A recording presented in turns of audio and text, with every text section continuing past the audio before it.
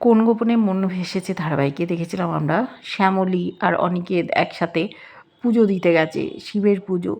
সেখানে দেখা হচ্ছে মিত্তির বাড়ির জোনাকি বিশ্বাসের সাথে, ওর সাথে অসভ্যতা করতে এসেছিলো কিছু ছেলেরা। ওখানে সবাই মিলে লড়াই করেছে, একসাথে শিবের মাথায় জল ঢেলেছে। অনেক দিন পর শ্যামলী আর অনিকেত ওরা খুব খুশি। এদিকে চন্দাশিস অস্থির হয়ে যাচ্ছিল, কাজে মন দিতে পারছিল না। ফোন করেছিল অনিকেতকে, ফোন নিয়ে যায়নি বর্ণমালা।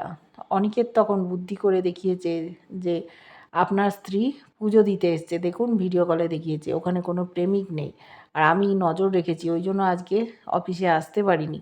দেখছিলাম ম্যাডাম একা বেরিয়ে যাচ্ছেন, বলছে তুমি ভালো কাজ করেছো, আমাকে সব খবরাখবর দেবে। এদিকে জোনাকিকে বাড়ি পৌঁছতে গিয়ে ওদের পরিবারে একটা সমস্যার সৃষ্টি হয়েছে। ওদের বাড়িটা প্রমোটাররা নিয়ে নিতে চাইছে, তাই নানান রকম বদমাইশি করছে। ওদের সমস্ত পরিবারকে নিয়ে এসছে অনিকেত জোড়াবাড়িতে। সবাই খুব আপ্লুত। এদিকে ফিরে গেছে শ্যামলী নিজের বাড়িতে। অবিশ্বাস করেনি চন্দাশিস।